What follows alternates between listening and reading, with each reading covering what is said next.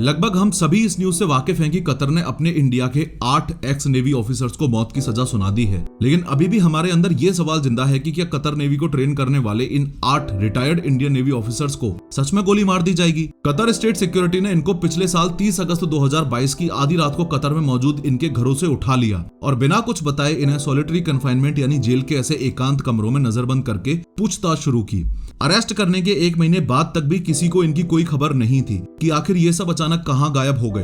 Arrest होने के लगभग 1 महीने बाद यानी 30 अक्टूबर 2022 को इन ऑफिसर्स को इंडिया में मौजूद अपने अपने घरों पर पहली बार फोन करने दिया। इन 8 ऑफिसर्स में शामिल हैं ये captain Navtej Singh Gill, captain Saurabh Vashisht, captain Virendra Kumar Verma, commander Purnendu Tiwari, commander Sugunakar Pakala, commander Sanjeev Gupta, commander Amit Nagpal, sailor Rakesh Gopa Kumar. इनके अरेस्ट की बात से इनके घर वाले परेशान हो गए। यहाँ पर सबसे ज्यादा हैरान करने वाली बात ये थी कि अभी तक ये नहीं बताया गया था कि इनका गुनाह क्या है। इंडिया में मौजूद हैरान और परेशान इनके घर वालों ने जब इंसिडेंट के बारे में इंडियन गवर्नमेंट को बताया तो इंडियन गवर्नमेंट ने इंडिया यानी यहाँ से कतर की राजधानी यहाँ दोहा में मौजूद इंडियन एम्बेसी को कॉल करके इस इंसिडेंट की अपडेट मांगी। इस इंसिडेंट के बारे में जानकर दोहा में मौजूद अपने इंडियन एम्बेसी वाले भी शॉक्ड हुए। जब इंडियन एम्बेसी को अरेस्ट के बारे में पता चला तो उसके 4 दिन बाद यानी 3 अक्टूबर को फाइनली काउंसिलर एक्सेस मिला। आसान भाषा में बोलूं तो काउंसिलर एक्सेस का मीनिंग होता है कतर में अरेस्टेड अपने ऑफिसर से जेल में जाकर मिलने देने का पास। इंडियन एम्बेसी के ऑफिसर्स इन सभी से जेल में मिलने गए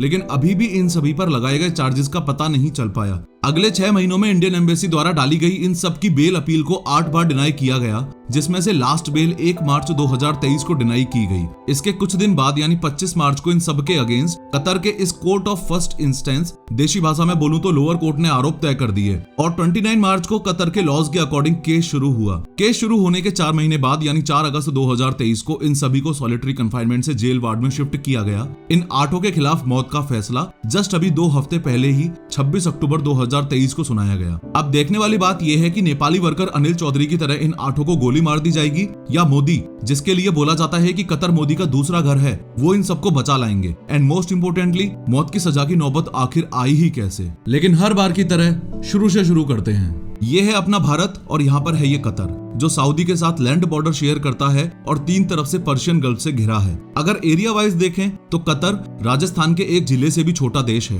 कतर में हमारे रिटायर्ड नेवी ऑफिसर्स की मौत की सजा के पीछे 2 चीजों का हाथ है। पहली तो अमेरिका की कतर में पिछले 20-30 सालों से प्रेजेंस और दूसरी पाकिस्तान टर्की की सीक्रेट सर्विसेज का हाथ। सारे मामले को कुछ जियोपॉलिटिकल एंगल से समझते हैं। कतर में मौजूद गैस रिजर्व्स और पर्शियन गल्फ में कतर की स्ट्रेटेजिक लोकेशन को देखते हुए अमेरिका ने कतर में पिछले 30 सालों में 3 चीजें बहुत बड़े लेवल पर नर्चर की हैं। पहली, कतर में अल जजीरा मीडिया को एस्टेब्लिश करवाया। इससे मिडिल ईस्ट के किसी भी देश पर नेगेटिव कमेंट करवा के कतर के रिश्ते पड़ोसी देश से खराब किए। दूसरी, कतर में अपना एयरबेस बनाकर ईरान पर नजर रखने लगा। इससे ईरान काफी खफा था। तीसरी, कतर की डिफेंस एंड मिलिट्री में प्राइवेटाइजेशन करवाना। ये सब चीजें कतर की राजा की परमिशन में ही की गई थी। लेकिन कतर को जल्दी ही समझ आ गया कि अमेरिका की बढ़ती हुई प्रेजेंस से हमने अपने पड़ोसी मुल्कों के रिश्ते काफी खराब कर लिए हैं। अमेरिका को दुश्मन मानने वाले ईरान ने जब कतर से बात शुरू की और कतर को समझाया कि हम ऑयल और गैस बेच के अपना देश चलाते हैं, तुम्हारे तो सभी पड़ोसी देशों के साथ दुश्मनी है, तो कल को अगर तुम्हारे साथ वॉर हो गया तो तुम कुछ भी नहीं बेच पाओगे। ईरान की इसी एडवाइस की वजह से ईरान और कतर के रिश्ते अच्छे होने लगे। अब दोनों देशों ने पर्शियन गल्फ में अपनी नेवी को मजबूत करने के लिए सबमरीन्स खरीदने की सोची और मार्केट एक्सप्लोर करने लगे। ईरान और कतर के ऐसे रिश्ते देखकर सरपंच देश यानी अमेरिका के पेट में दर्द हुआ। इसके रिस्पॉन्स में अमेरिका ने कतर में एक गेम प्लान को एग्जीक्यूट किया, जिसमें अमेरिका की खुफिया एजेंसी ने कतर में मौजूद अपने सबसे बड़े एसेट यानी कतर एमिरी नेवल एयरफोर्स के ब्रिगेडियर जनरल तारिक अल ओबैदली को सबमरीन लेवल पर असिस्टेंस प्रोवाइड करने के लिए कंपनी खुलवाने को बोला। सबमरीन परचेज की बात सीक्रेटली कतर गवर्नमेंट में तो चल ही रही थी। इसके साथ जब इन जनाब ओबैदली ने अमेरिका की बात को एडवाइस के तौर पर अपनी गवर्नमेंट तक पहुंचाया, तब इससे कतर गवर्नमेंट ने सोचा कि हमें सबमरीन तो लेनी ही है, इसलिए क्यों ना अमेरिकन मार्केट में भी एक्सप्लोर किया जाए। आगे बढ़ने से पहले एक बार मैप में देख लो कि कतर अगर यहाँ है तो ओमन यहाँ पर है। अब अमेरिका की दी गई एडवाइस से ओमन के इस squadron leader Khamis Al Ajmi के थ्रू एक company Al Dahra global technologies and consultancy services को ओबेदली ने कतर में एस्टेब्लिश करवाया। ये Al Dahra global technologies and consultancy services वही कंपनी है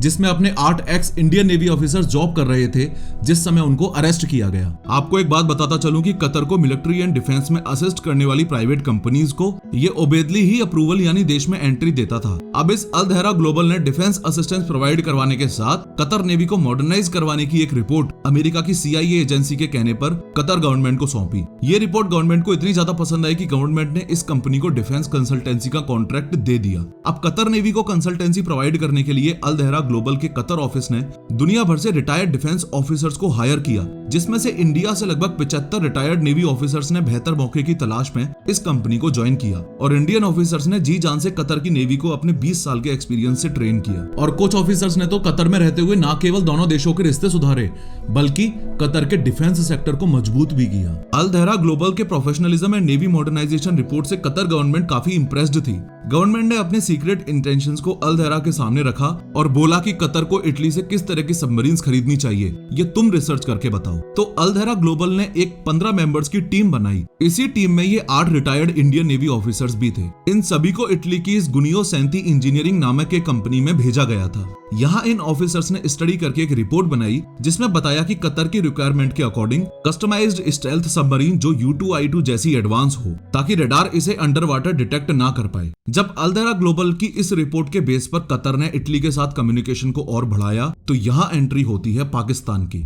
थोड़ा सा रिवाइंड करके दिखाऊं तो जब ये 15 मेंबर्स की टीम इटली में अल-धैरा ग्लोबल के बिहाफ पर रिपोर्ट तैयार कर रही थी तो मीडिया रिपोर्ट्स के अकॉर्डिंग वहां ISI के सीक्रेट ऑफिसर्स ने इन 8 इंडियन एक्स नेवी ऑफिसर को पहचान लिया। अब आप सोच रहे होंगे कि आखिर ये पाकिस्तानी इटली में क्या कर रहे हैं, क्योंकि इंडिया और इटली के बीच तो कोई सबमरीन डील है ही नहीं। तो आपको बता दूं कि इटली पाकिस्तान को भी सबमरीन देता है। जब इन ISI वालों ने इंडियन ऑफिसर्स को यहाँ देखा तो इन्होंने जांच शुरू की कि इंडियन रिटायर्ड ऑफिसर्स यहाँ क्या कर रहे हैं। इन इंडियन नेवी ऑफिसर्स के वहां होने का रीजन पता करके पाकिस्तान अपने आका यानी चाइना के पास भागा भागा पहुंचा तो चाइना और ISI को समझ आया कि ये तो कतर गवर्नमेंट के बिहाफ पर इटली गए थे।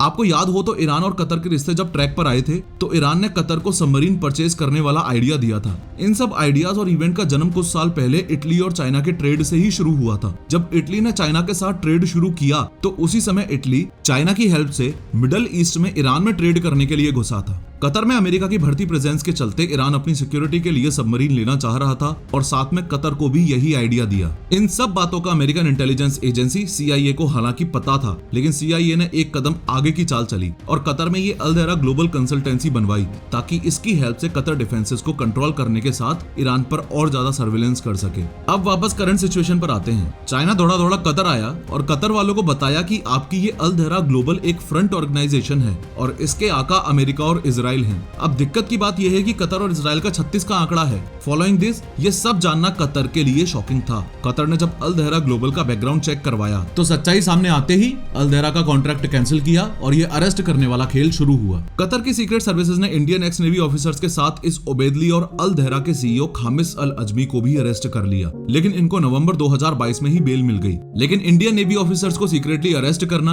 आरोपों पर चुप्पी, सीक्रेट ट्रायल, सोलिटरी कन्फाइनमेंट और सीधा मौत की सजा का गेम पिछले 14 महीनों से चल ही रहा है। मीडिया रिपोर्ट्स की माने तो कतर की इस तरह की हरकत के पीछे 2 मेन रीजंस हैं। पहला, I2U2 ग्रुप का बनना। 2022 में I2U2 यानी इंडिया, इजराइल, UAE और US ने एक ग्रुप बनाया। इसका पर्पस है water, energy, transportation, space, health and food security sectors को एक दूसरे की हेल्प से अपने देश में बेहतर बनाना। हालांकि इस ग्रुप में शामिल ना करने पर चाइना का तो नाराज होना बनता ही था, लेकिन कतर भी इस बात से काफी नाराज था और आग में घी डालने का काम पाकिस्तान और तुर्की की सीक्रेट सर्विसेज कर ही रही थी। कतर ने इस बात की नाराजगी नुपुर शर्मा वाले केस में सबसे पहले रिएक्शन देके दिखाई थी और इस इंसिडेंट के कुछ महीनों बाद ही इन रिटायर्ड नेवी ऑफिसर्स को अरेस्ट करवाकर दिखाई। दूसरा, G20 मीटिंग में India middle east European corridor project में एक बार फिर से मिडल ईस्ट में कतर की जगह सऊदी ने बाजी मार ली। अभी G20 मीटिंग को 1.5 महीना भी नहीं हुआ था कि बौखलाए कतर ने भारत के अगेंस्ट एक और बॉम्ब ये बोल के फोड़ दिया कि ये x Indian navy officers Israel के बिहाफ पर पर कतर में स्पाई कर रहे थे और 26 अक्टूबर को इन सबको मौत की सजा सुना दी। आपको बता दूं, हालांकि कतर ने वियना कन्वेंशन 1998 साइन किया हुआ है, जिसके अकॉर्डिंग सजा देने से पहले प्रिजनर के देश के ऑफिशियल्स को इस बारे में इन्फॉर्म करना पड़ता है। लेकिन अगर इस नेपाली वर्कर अनिल चौधरी की बात की जाए, जो कि कथित तौर पर एक कतरी नागरिक की हत्या का दोषी बताया गया था, इस बात का कतर ने इसका कोई प्रूफ नहीं दिया। उसको गोली मारने के एक दिन पहले शाम को कतरी ऑफिशियल्स ने नेपाल एम्बेसी को इन्फॉर्म किया और अगले ही दिन अनिल को गोली मार दी गई। यहाँ पर नेपाल को इतना टाइम भी नहीं मिल सका कि वो अनिल के लिए कुछ कर सके। आपको बता दूं कि इंडियन गवर्नमेंट इस मैटर की सीरियसनेस को देखते हुए अब पहली बार हाई अलर्ट पर चलती हुई दिख रही है। एक्सपर्ट्स के अकॉर्डिंग अगर इन सभी को बचा के लाना है तो इंडिया के पास दो ऑप्शंस हैं। पहला, कतर के फर्दर कोर्ट्स या इंटरनेशनल कोर्ट में अपील करें और इन सभी को कतर में ही अच्छी लीगल सपोर्ट दी जाए। दूसरा, बैक चैनल पर आपस में बात करें, दोनों देशों के डिप्लोमेट्स आपस में बैठकर इस इशू को सुलझाएं। कुछ रिटायर्ड एम्बेसडर का कहना है कि इंडिया और कतर के रिश्ते बहुत अच्छे हैं, लेकिन हमारे ऑफिसर्स को फंसाने का काम और साथ में कतर और इंडिया के रिश्ते खराब करने का काम